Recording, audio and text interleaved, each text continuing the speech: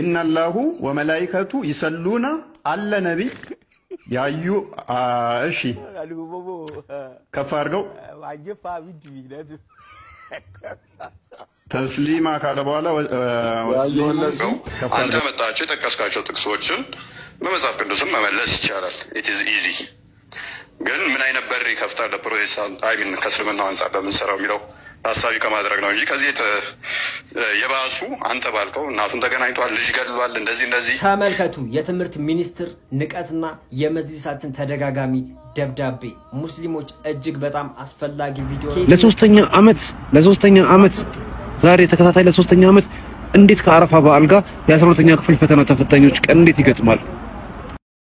السلام عليكم ورحمة الله وبركاته ودنا تكبراتشو يزار ميديا بيسب اندمن አላችሁ ልኝ እኔ አለውላችሁ ዛሬም በድጋሚ ተመልሰናል። ዛሬ ደግሞ ይሄው ሀዲያዎችን መስለን ቁጭ ብለናል። ቤተሰቦቼ አልመስልም ሀዲያዎች አላችሁ እዚህ ውስጥ እስቲ ካላችሁ አለው በሉኝ እስቲ እንደው ሀዲያ ፍቅር ሊይዘኝ ነው መሰለኝ እኔ እንጃ ላስብበት እንዴ ማሻአላ ብያለሁ። ሀዲያ በጣም ታሪኳን አንብቤዋለሁ እና ለዛ ነው ሀዲያዎችን በፊት የነበሩት ሀዲያዎች በጣም ኃይለኛ ነበሩ፣ በጣም ጎበዝ ነበሩ፣ በዲናቸው በምንም በጣም ጎበዝ ነበሩ። ማንም ሊገዛቸው አልቻለም ነበር።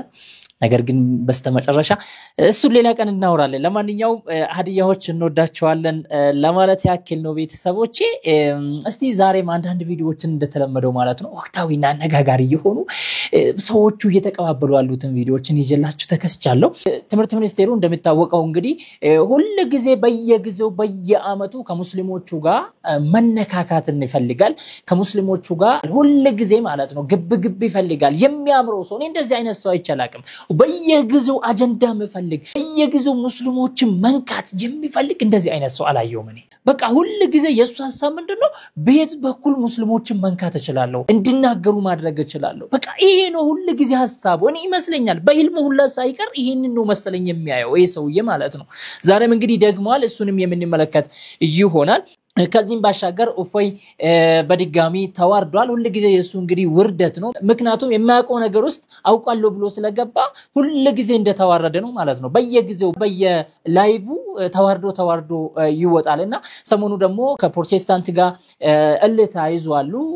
ትልቅ የሆነ ሰጣ ገባ ውስጥ ናቸው ያሉት። እሱን የምንመለከት ይሆናል። ለሙስሊሞቹ መንገድ ላለመክፈት የምንደብቀው ነገር አለ ከመጽሐፍ ቅዱስ ብሎ ኢንዳይሬክትሊ ተናግሯል። እሱን የምንመለከት ይሆናል። ያ ነገር ምንድነው የሚለው አብረን የምንመለከት ይሆናል። እናንተ ብቻ እንደተለመደው ቪዲዮ ላይክ አድርጉ፣ ሰብስክራይብ አድርጉ። አይሰለቸኝም በቃ ሰብስክራይብ አድርጉ። እንዴ ካላልናችሁ ማታረጉም እኮ ለዚህ ነው። ተከታተሉ። ተመልከቱ። የትምህርት ሚኒስትር ንቀትና የመጅሊሳችን ተደጋጋሚ ደብዳቤ ሙስሊሞች እጅግ በጣም አስፈላጊ ቪዲዮ ከየትኛውም ቪዲዮ በላይ በደንብ ሼር፣ ኮፒ ሊንክ፣ ሪፖስት ያደርጋችሁ አዳርሱት እስከመጨረሻው ተከታተሉኝ። በተደጋጋሚ የትምህርት ሚኒስትር ሙስሊም ተማሪዎችና እስልምና ላይ ያለው ንቀትና እጅግ በጣም አስነዋሪ ብሽሽቁን በተደጋጋሚ ያሳይቶናል።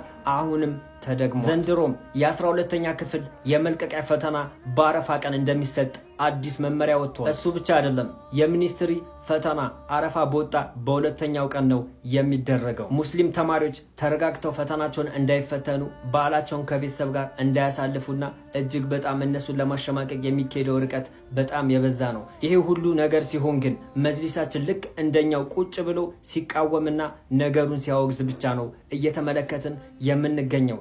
የመጨረሻ ደብዳቤ ካለ እንኳን እጅግ በጣም ቆይቷል። እኛ ከሚመራን መጅሊስ የምንጠብቀው ከኛ ጋር ቁጭ ብሎ ፍትህ እንዲጠይቅ ሳይሆን የሙስሊሙን መብት እንዲያስከብርልን ነው። በአክሱም ከተማ ሴት እህቶቻችን ትምህርት ካቆሙ ብዙ ወራት ሆነዋል። መጅሊሳችን ደብዳቤ ከማውጣት ውጪ ምንም ያደረገው ነገር የለም። ከወራት በፊት ነበረ በዚሁ በቅርቡ ሜክሲኮ የሚገኝ አንድ መስጂድ አጥሩ በሌሊት አፍርሰው ሲወስዱት መጅሊሱ መግለጫ ከማውጣት ውጪ ደብዳቤ ከመጻፍ ውጪ ምንም ያደረገው ነገር አልነበረም። በጅላ ዩኒቨርሲቲ ከወራት በፊት ነበረ ሴት እህቶቻችን በድቅድቅ ጨለማ ከዩኒቨርሲቲ ተባረው ወጣችሁ የፈለጋችሁበት እደሩ ወይም ኒቃባችሁን አውልቁ ተብለው ነበረ። ያኔም መጅሊሱ ደብዳቤ ከመጻፍ ውጪ ምንም ያደረገው ነገር አልነበረም። ብዙ ነገር አለ። እኛ እዚህ ሚዲያ ላይ የትምህርት ሚኒስትር የሚሰራቸውን በተደጋጋሚ ስህተቶችን ቁጭ ብለን ስንቃወም ፍትህ ስንጠይቅ ይስተካከል ስንል መጅሊሱም አብሮን ከኛ እኩል ይስተካከል እያለ እንጂ ምንም እያደረገ አይደለምና እኛ የምንፈልገው ፍትህ እንዲጠይቅልን ሳይሆን የሙስሊሙን መብት እንዲያስከብርልን ነውና ይሄ ጉዳይ ለመጨረሻ ጊዜ እልባት እንዲያገኝ እንፈልጋለንና ሙስሊሙ ሁሌ ፍትህ ከመጠየቅ አልፎ ወደ አንዳንድ ተግባራዊ እርምጃዎች መግባት ስላለበት መጅሊሱ ፍትህ ከመጠየቅና በደብዳቤ ከማውገዝ ወደ እርምጃ መግባት አለበት ባይነኝ። በደንብ ግን ቪዲዮውን ሼር ኮፒ ሊንክ አድርጋችሁ አዳርሱት። ይሄ ነገር በጣም ነው የተደጋገመብን። እኔ እንጃ ወላሂ እኔ በጣም ነው ግራ የገባኝ። የዚህ ሰውዬ አላማው በጣም ነው ግራ የገባኝ። ይሄ ሰውዬ ጠቅላይ ሚኒስትር ቢሆንስ? አሁን ታውቃላችሁ የአዜማ ፓርቲ አላፊ ነው ታውቃላችሁ። በጣም ይገርማል። አሁን ይሄንን ባህሪ ይዞ ነው ሀገሪቷን ለመምራት ምርጫ ላይ የሚቀርበው። ይሄንን ባህሪ ይዞ ነው አሁን አንድ ሙስሊም ይመርጧል ይሄን ሰውዬ። በሙስሊም ተማሪዎቻችን ላይ ያደረሰው ያለውን ግፍ እየተመለከተ ማንነባቱ ነው የሚመርጠው ይሄንን ሰውዬ። ያው ከነዛ ውጪ አሉ የሚመርጡት አሉ። እነሱ ግን በቂ አይደሉም። በቂ አይደሉም። ወደ ስልጣን ለማምጣት በቂ አይደሉም። እኔ ግራ የገባኝ ነገር ምንድነው ካላንደር እንደሚዘጋ አላወቀም። አረፋ በዓል እሱ ባያቅስ ከሱ ጋር ያሉትስ ባልደረቦቹስ አውቁትም? እንደው ይሄንን ነገር ስትወስኑ ከሱ ጋር አይደላችሁም ወይ? አይነት ሰው ናችሁ እንደው እናንተ እዛ የተሰበሰባችሁ። እንዴት ያለ ጽንፍ የነካ አጉራ ዘለልነት ነው ግን ይሄን ያህል ትምህርት ሚኒስቴርን የሚያክል ሴክተር በሚኒስቴር ደረጃ ያለን ቢሮ እየመራ እንዴት ከማከላችሁ አንድ እንኳን ካላንደር የሚዘጋው በዓል ያለበትን ቀን ለማየት ካላንደርን እንዴት አይገልጥም? እንዴት አንድ ሰው እንኳን እንዴ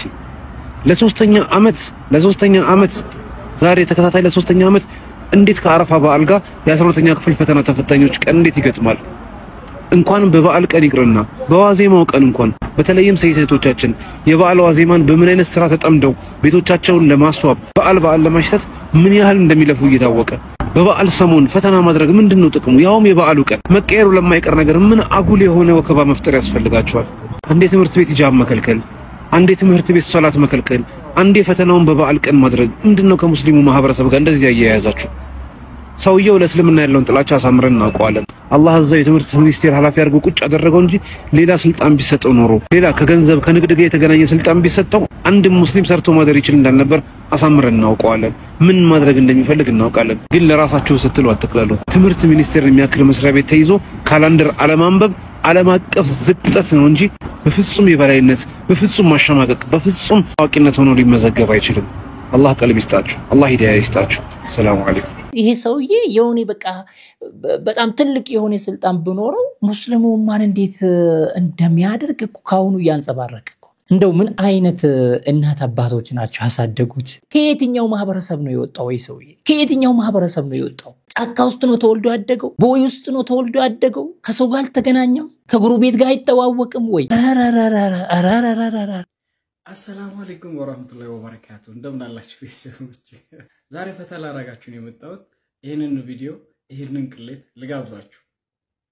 ኢነላሁ ወመላኢከቱ ይሰሉና አለ ነብይ ያዩ እሺ ከፍ አድርገው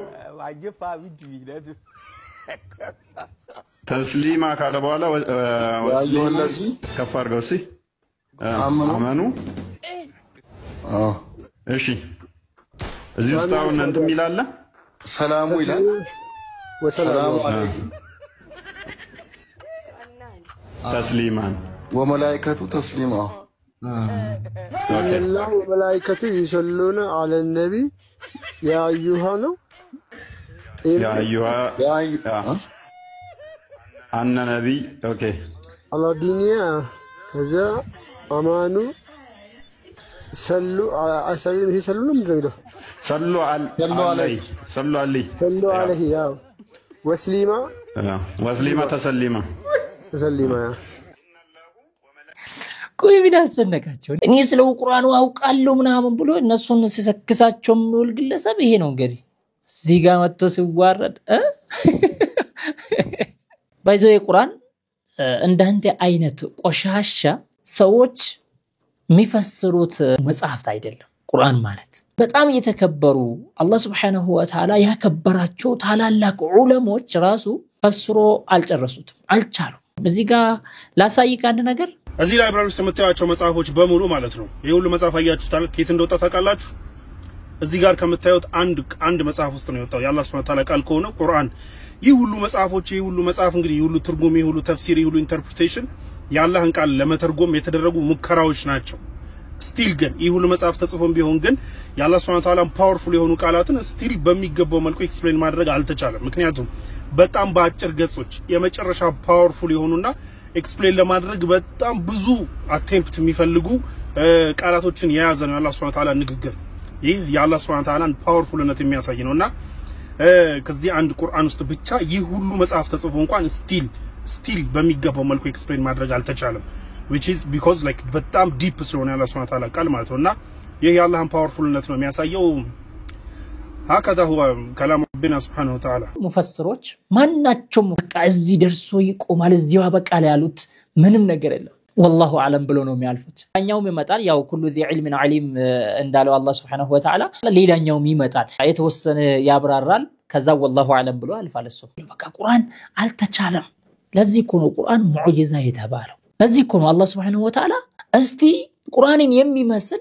ቁርአንን የሚመስል ሱራ አምጡ እስቲ ብሎ ጠየቃቸው አላህ Subhanahu Wa Ta'ala ቁረይሾችን ሙሽሪኮችን አልቻሉም ማምጣት አልቻሉ ለዚህ እኮ ነው እስቲ ቁርአንን የሚመስል ነገር ማምጣት አልተቻለም ቁርአን የሚመስል ነገር የለም ለነብዩ አለይሂ ሰላቱ ወሰለም ከተሰጣቸው ሙዕጂዛዎች ትልቁ ሙዕጂዛ ይሄን ቁርአን ማንንም መጥቶ ይፈስራል ጥግ አይደርስም ማንንም መጥቶ ትርጉሙን ያስቀምጣል ነገር ግን በቂ አይደለም አልተቻለም ቁርአን ዛሬ እንደነ ኡፎይ አይነት ተራ ግለሰብ ተነስቶ የሚያላግጡበት አይነት መጽሐፍት አይደለም እንደራሳቸው መጽሐፍ እንደፈለጉ የሚያደርጉ የፈለጉትን ቆርጦ የሚያወጡ የፈለጉትን ደግሞ የልባቸውን የሚጨምሩበት አይደለም ልብ ወለድ አይደለም ቁርአን ማለት እንደናንተ ልብ ወለድ ገብቶበት ዛሬ እናንተን ያስቸገራችሁ እንዳለ አይነት መጽሐፍት አይደለም የሚለው መጽሐፉን እናየዋለን መጽሐፉ ይዳኛናል ማለት ነው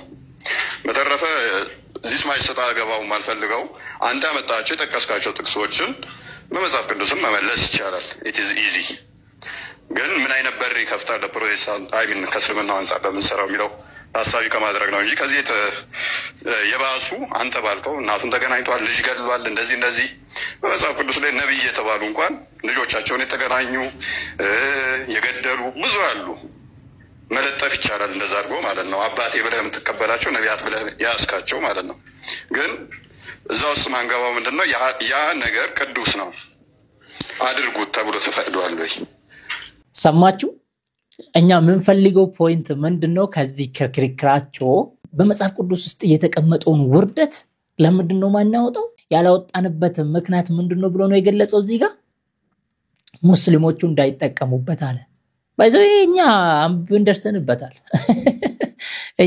እንደርሰንበታል ኦሬዲ ነገር ግን ለእናንተ የትልቅ ሼም ነው እንግዲህ መጽሐፍ ቅዱስ የእግዚአብሔር ቃል ነው የምትሉት አይደል እሱ የተናገረው ነው አይደል የምትሉት እሱስ ከተናገረ ድረስ ለምንድነው እናንተ የምታፍሩበት በመጽሐፋችሁ ታፍሩበታላችሁ ማለት ነው ለሙስሊሞቹ መንገድ ላለመክፈት እንደብቋለን ነው ኢንዳይሬክትሊ ማለት ነው ይሄ ነው በጣም ያሳፍራል ወይ ኮሄድሽ ትዋረጃለሽ ማታውቁ ነገር ውስጥ ነው የገባው ገና አላወቅም ዕውቀት አለኝ ትላለ ጥቂት ውስን ሰዎችን ታሾፋቸዋል ታታለላቸዋል እፎ ያዋቂ ነው ያውቋል ምናምን የሚሉ አንድ 10 ተከታያለክ በቃ የነሱን ስሜት ለመጠበቅ ብለ ስትዋሽ ስትቀጥፍ ነው የምትለው ማለት ነው ላይቭ ላይ ለመሆኑ የት ነው የተደበቀው ሽንት ቤት እየሄደ አይደለም አሉ እፎይ እውነት ነው ይወጣ አይደለም አሉ ለማንኛውም እስቲ ይሄንን ለማረቅላችሁና ቪዲዮዬን ልቋጭ ቤተሰቦቼ ስንቶቻችንን ምንም ነገር ሳይኖረን እኔ እንዲህ አደርግ ነበር እንዲህ አረግ ነበር ብለን ያ አላህ ስጠን ብለን ከሰጠን በኋላ ዞር ያልነው ወስተግነላህ አላህ ከናንተ የተወቃቃ ነው ግን አንተ ውለታ ቢስ ነህ ቆም ብለህ አስብ የዛሬ 20 ዓመት 30 ዓመት ምንም ሳይኖርህ ምንም ነገር ሳይኖርህ ባዶ ሆነ ከንበሻበሸ በኋላ ያ ዱዓ ይረሳል ያ ነገር ይረሳል እንደነዚህ አይነት ሰዎችን ነው አደብ አድርጉ አላህ የሚለው ወስተግነላህ አላህ የተወቃቃ ነው ከናንተ ምንም አይፈልግም ግን እናንተ ውለታ ቢሶች ናችሁ ነው አላህ የሚናገር አላህ ይጠብቀን እንግዲህ አላህ ይጠብቀን ነብዩ ዘመን አለይሂ ሰላቱ ወሰለም የነበረ ነገር ነው ዛሬም ደግሞ በስቶ ይታያል በቃ የሆነ ነገር ተጨንቀን እስክናገኘው እጃችንን አናወርድም እስክናገኘው እጃችን አናወርድም። ካገኘን በኋላ ግን ብዙ ነገር እንረሳለን። አላህ ይጠብቀን። እንግዲህ ውድ ቤተሰቦቼ የዛሬ ቪዲዮ ይህን ይመስል ነበር። በሌላ ቪዲዮ ተመልሰን የምንገናኝ ይሆናል። ባላችሁበት ሰላም ሁኑልኝ። ወሰላሙ አለይኩም ወራህመቱላሂ ወበረካቱ።